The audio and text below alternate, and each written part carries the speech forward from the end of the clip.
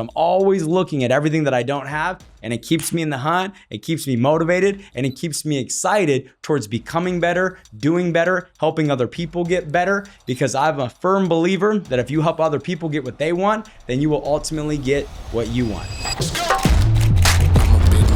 Hey, how's it going, everyone? My name is Matthew Welsh, and welcome to the Leaders Only podcast, where we talk about business, leadership, mindset, and it's pretty much anything revolved around building an incredible life. You know, the reason that I started this podcast because I felt like on the way to where we're at now, there wasn't really a place to go learn tangible skill sets, leadership qualities, and mindset strategies that you can learn today, apply today, and get immediate results. And so the goal of this podcast is to teach you the things that you need to actually win, to actually change your life, and to actually grow your business and grow your team if you're someone that's in a leadership role. And so if you can do me a favor, if you ever get something out of our message, if you ever get something out of the content, if you can like, share, subscribe, just tell people about it. We put out all this information for free. And so all we ask is that you share it with a friend if you get something out of it. So with that being said, thank you guys so much, and let's tune in. Let's go. I'm a big mood. You can't name a lot of things that I didn't. Today, I'm going to be talking about a very important subject, something that people literally go on Google and search all the time. They go on YouTube and search all the time. And I think a lot of people are missing the recipe for it. And it's the recipe to stay motivated, how to stay motivated, how to stay in the grind, how to stay in the hunt, how to wake up every day and do the things that you need to do in order to win. Because most people struggle with this. And I have some tips that I think are really going to help make a difference in this. And they're tips that I've used over the years that have helped me stay on my game, helped me stay in the hunt, helped me stay focused, and helped me stay motivated and disciplined each and every single day. And so let's talk about number one. Number one is contradicting to what I just said, which is rely on routines. Do not rely on discipline. Let me say it again. Rely on routines. Do not rely on discipline. In my opinion, discipline leaves room for failure, because in order to be disciplined means that there's two choices and you're choosing the right choice. You pop up, should I eat the cake or do I not eat the cake? Well, the fact that I have to be disciplined and not eat the cake means that there was room for failure. There was a 50-50 chance where I could have chosen to eat the cake and or not eaten the cake. And so if I'm in that situation where I have to make a choice, I think that that's setting yourself up for failure. So what I try to do is I try to remove the need to be disciplined.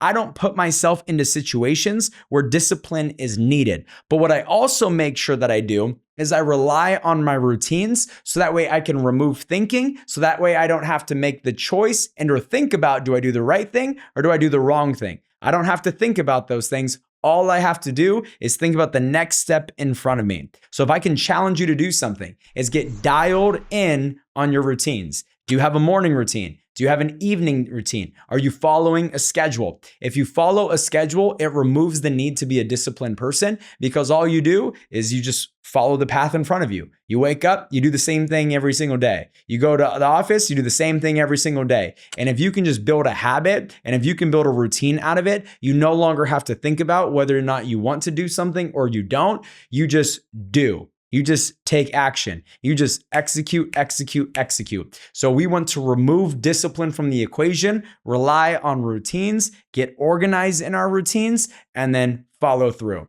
The second thing that we want to do is we want to establish a running mate. In business, I think it's so important to have a running mate that helps hold you accountable. You know, I was doing a mentorship session with somebody yesterday, and one of the things that I told her, I said, anything that I don't want to do, I attach a buddy to it. Let me say it again. Anything that I don't want to do, I attach a buddy to it. So let's say you're struggling to go to the gym. Well, then you need a gym partner. Let's say you're struggling to make phone calls. Well, then you need a phone call partner. Let's say you're struggling to show up early and leave late. Well, then guess what? You need a running mate that's willing to show up early and leave late with you, that holds you accountable. Having a running mate is so important, because to do things on your own, it's boring. And also, once again, when you're by yourself, it's easy to let yourself off the hook. But when you have a running mate who has big goals, big dreams, big aspirations, guess what? They pull the best out of you and get you to do the things that you don't feel like doing. So I want to challenge you, find a running mate that's going to pull the best out of you. Number 3 is competition. Competition, competition, competition.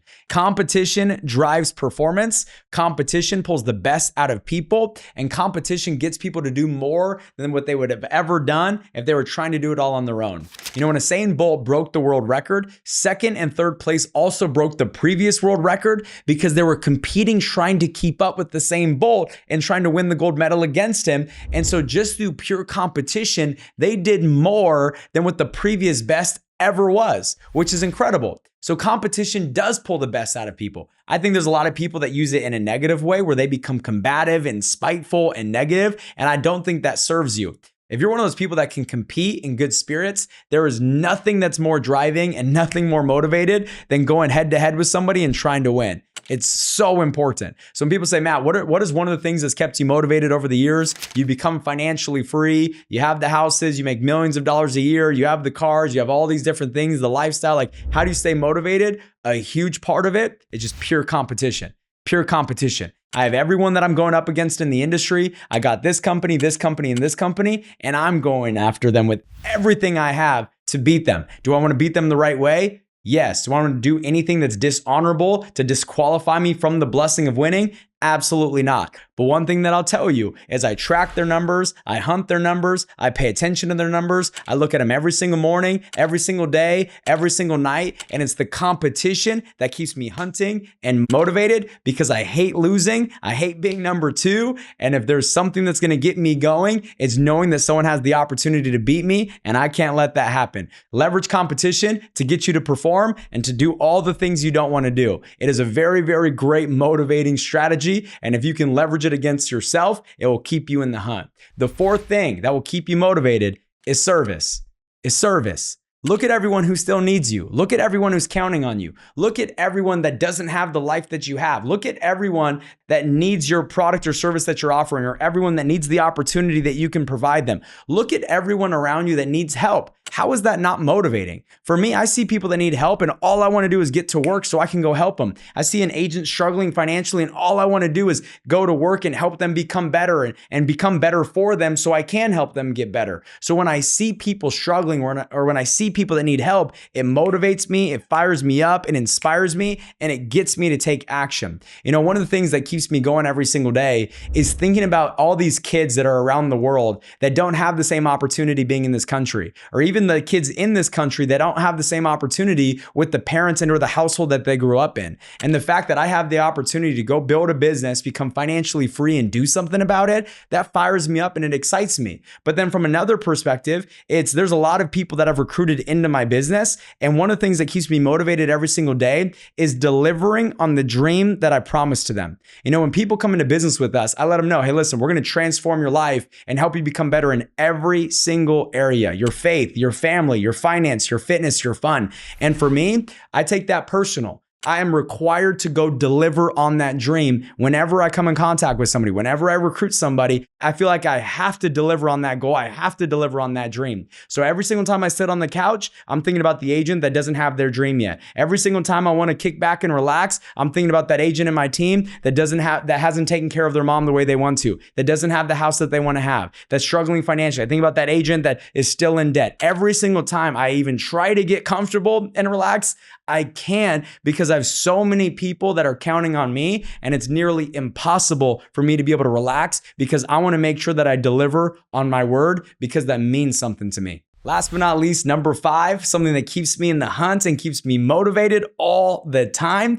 is I always look at everything that I want that I don't have every single day. So literally every single day, I look at everything that I want that I don't have, and that keeps me in the hunt. I look at all the houses that I want to buy that I don't have just yet. I look at all the billions of dollars that I want to donate and give back to kids around the world that I'm not donating yet. And guess what? It keeps me in the hunt. I look at the office building, the 300,000 square foot office building that I want to buy here in San Diego, and I haven't bought it just yet. We're working on it, but I haven't bought it just yet. So guess what? It keeps me in the hunt. It keeps me motivated. I'm always constantly looking at everything that I want that I don't have.